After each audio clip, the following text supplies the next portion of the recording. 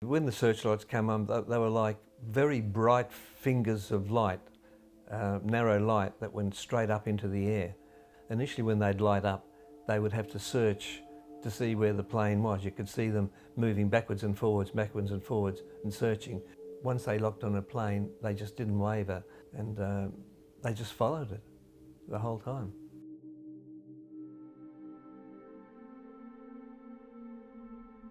I was at a meeting at Coolbellup, and a Coolbellup resident by the name of Hugo DiMarchi just happened to mention that there'd been a World War II site down at Bibra Lake, and I was really quite taken aback. I had no idea, and most people I don't think anyone in the room knew about it either, so I asked Hugo to tell me some more, and it's all flowed on from there.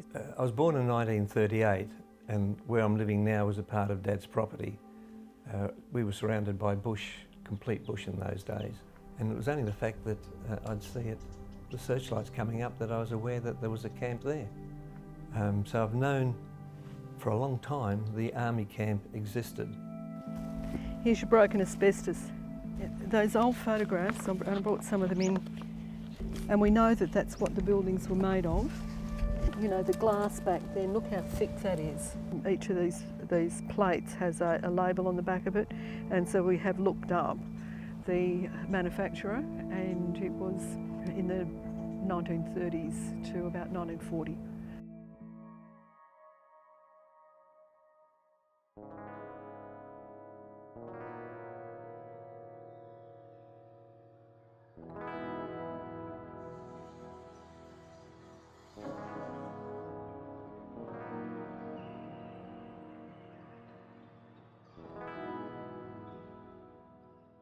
I was driving along and I couldn't ring in, so I got home and rang the radio station. I said, I need that lady's phone number, and I rang Christine then. And I said, I think my mum and my auntie were there. Yeah, Mum was about 23 or so when she joined up. I can only assume that they came to Bibra Lake after Darwin was bombed, and in those days nobody knew that the Japanese had got to Port Hedland, to Exmouth, and thought they were on their way down here. Well, it's the Women's Army camp, because a lot of the men from here had to go overseas to fight the war. The women were also trained as a backup force for the men here. They had to be taught rifles, they had to be taught also how to operate the searchlight sections. There were men there, obviously, that were doing it, but that was their second job, is to learn to look after the men, or to not look after men, but to look after us here while the men were away. In this book, We Answered the Call.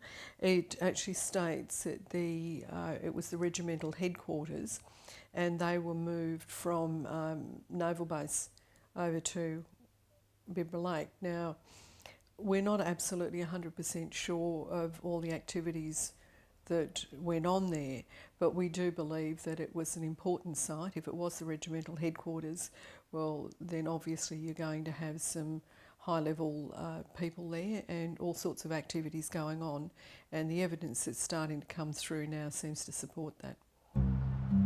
So we're going to start off down at the bottom end. So we're looking for other things, so don't just go, oh, it's only metal detector. If you find something that's, you think, hang on.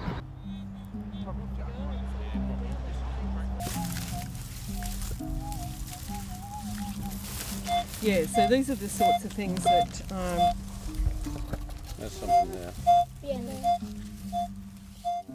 The conditions of living out there would have been really quite difficult, particularly for people who were not used to the bush, and with a lot of these women who were serving in the Australian Women's Army Service, they were city dwellers. They had come from places like Melbourne, they'd come from Tasmania, they'd come from other places. They were not used to our Western Australian climate. I suppose what would have fortified them a bit was the fact that they were all in there doing the same thing, and they had camps, they had tents and stuff like that. So they would be all very protective and very close, and quite a good unit together, I'd say. Well, the photograph that was there shows there was quite a number of people there. When I contacted the Army to see if I could get some plans of the area, the answer I got was no, I'm sorry, we don't keep any records of any temporary camps. It would be hard to know how far the camp went back in the way of tents and stuff like that. I'd be really interested to know what else can be located when the archaeologists sift through the area. The archaeology team comes in. Now, City of Coburn have awarded us a grant to help pay for the work that they're going to do. So they'll be out in the next few weeks doing that. Now that will help locate things and maybe clarify the stories a little bit further. It's the only historic site left of a women's camp in Australia. I think it's virtually almost an honour for us to have a camp still there where people can see where the women were actually camped.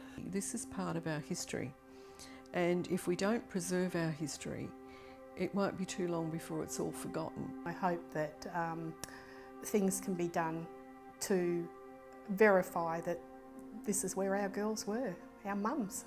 Preserving this site and making it something special for the City of Coburn, I think is just one of those important things to do.